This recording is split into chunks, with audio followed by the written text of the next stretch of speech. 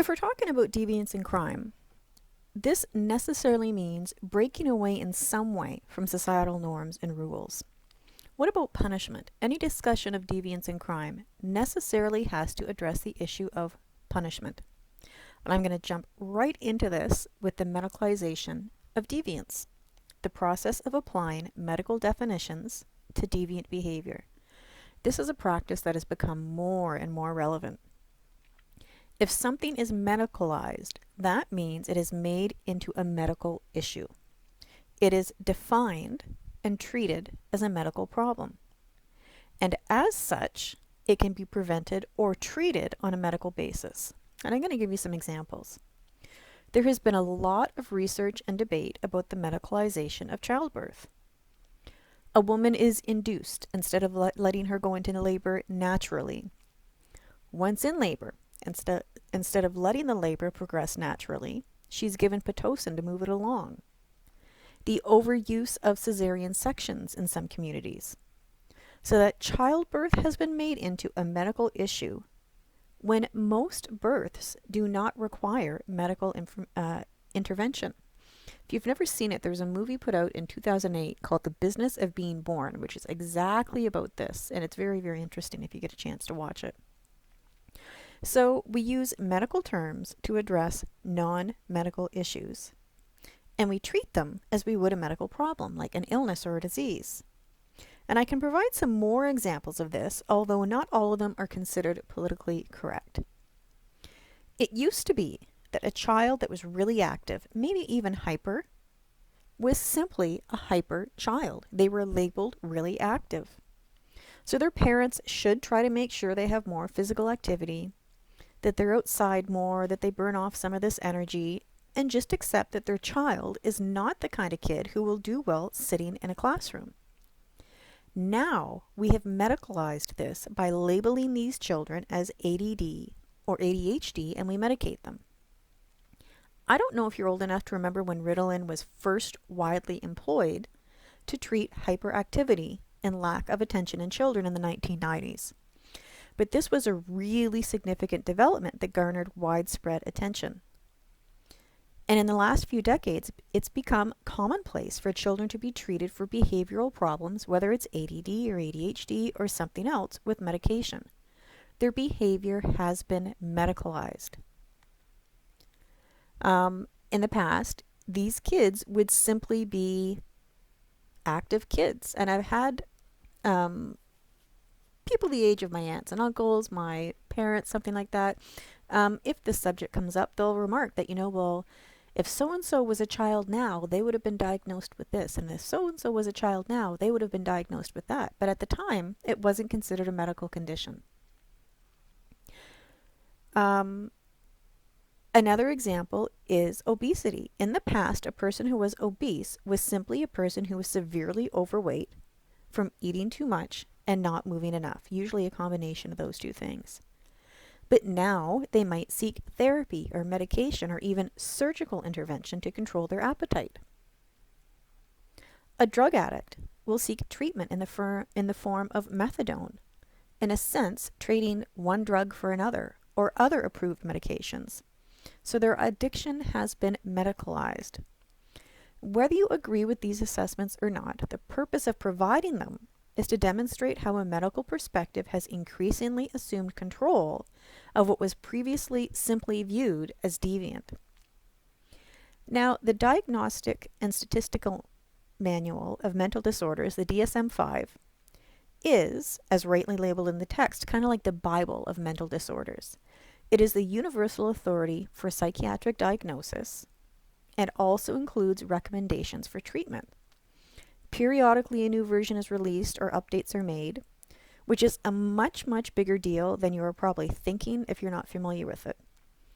Think about how significant it is to label something as a mental disorder, or conversely, to remove something from the list of recognized mental disorders, such as PTSD or homosexuality used to be in the DSM. There was stringent opposition to adding PTSD as a recognized mental disorder, which was eventually defeated so that it could be added. and homosexuality was removed due to a strong lobbying campaign, as well as a younger generation of more liberal-minded psychiatrists.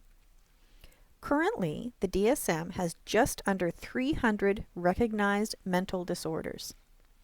And the reason this discussion is included in the lecture is because of the tendency of us in North America in particular to view mental disorders from a medical perspective.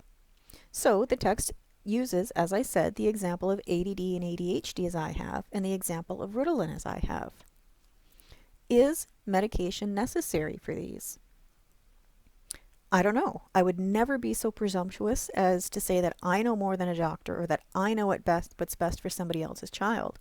The point being made here is that once the diagnosis is made, medication has become a readily available, immediate solution for many people when it may not be the best course of action or the only course of action, but it is the medicalization of deviance. When you think of punishment, in terms of crime and deviance, usually the first thing you think of is prison. Usually it's the first thing I think of. And when you hear somebody has broken the law, you usually think, well, they should be punished, they should go to jail. Now, earlier in history, imprisonment certainly was the most often utilized form of punishment for crime. If somebody broke the law, society as a whole believed they should be deprived of their freedom. And most people continue to feel this way. But other than the actual punishment aspect of prison, what's the point? And I don't mean that sarcastically. I mean, I want you to think about it. What is the point of going to jail beyond the punishment? Or is implementing a consequence the main and only goal? It's not necessarily the only goal. During the 1950s onward, incarceration also became viewed as an opportunity for rehabilitation, as an opportunity for reforming the inmate overall, and trying to provide them the skills they need to not continue on down a criminal path. So, I mean, of course you think, what's the purpose of jail? What's the purpose of prison? It's to provide a punishment and maybe a deterrent for that person not to reoffend, and for other people who see that person being punished to inspire them to conform and not be deviant. So, if you're looking at rehabilitation in jail, this can mean several things. So, recognize that jail and prison does not just have one purpose. It actually has several. Rehabilitation might include a formal education, so they could earn a high school diploma if they don't have one, or a college diploma, or maybe university credit. Maybe rehabilitation includes that they're going to be taught a skill to help them gain employment when they're released. Maybe counseling of some kind to deal with anger issues, emotional issues, some kind of rehab for drug or alcohol dependency. This is a very, very optimistic view of what incarceration could accomplish for an inmate. It's a very hopeful view. And although it is a useful approach, and certainly not completely abandoned, in Canada and the US, we take a much harsher view of what being jailed should entail, as well as what the purpose of it is. So for example, in 2012 in Canada, our government passed a new crime bill, and this included new mandatory minimum sentences. It included longer wait times for pardons for those already convicted, stronger sentences for young offenders, and an expansion of our prison system. Now, was this a good thing? Was this a positive development that would, in the end, make Canada as a whole a safer place to be? Not necessarily. Instead, there were several critics of these new measures.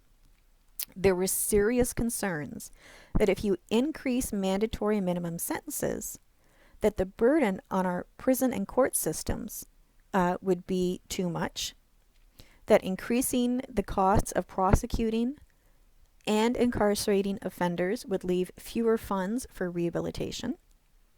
Prisons might be overcrowded, that this would disproportionately punish small-time drug offenders and have a limited effect on the drug producers, kind of like, the bigger fish. that organized crime bosses and serious drug traffickers would not be punished. It would be the smaller people. So the bill was opposed because it was thought it would have little rehabilitative effect on offenders and instead leave them more, not less, likely to reoffend. And numerous studies have shown that harsher incarceration laws do not, in fact, have a deterrent effect on criminals or lower crime rates. There were concerns that the harsher sentences for young offenders, that also included publishing the names of some of them, would end up unjustly stigmatizing them for life. We talked about stigma. That focus on punishing young offenders rather than rehabilitation would not direct them from a life of crime. So that these stiffer, longer sentences would instead turn these young offenders into hardened criminals.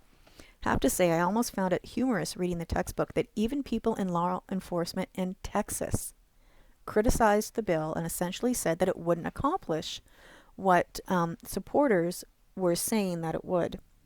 And I found that a little bit humorous because, in my head, I always picture Texas as being the toughest place in North America when it comes to the prison system. I always automatically picture the kind of stereotypical, prison guard on his horse watching the inmates work in the field, and he's got those mirrored sunglasses on from the 70s, and that they're really tough. So I know this is a stereotype, but in my mind, that's what I think of. I think of Texas and their justice system being especially tough and harsh. And here they were actually saying, yo, Canada, that's not going to work when you try to get tougher and harsher. It was widely it was widely theorized by sociologists, criminologists, and others that this crime bill in 2012 was a reaction to a moral panic, a widespread fear that occurs when many people believe that some form of deviance or crime poses a profound threat to society's well-being. And if you look on the screen, these are examples of moral panics. This whole anthrax thing. And what I really clued in on as an example was the moral panic about AIDS when AIDS first emerged in the mid-80s, because I was in high school at that time and I remember that. And it really was a panic. That is an accurate description of how AIDS was viewed when it first emerged on the scene, so to speak. People would be shunned.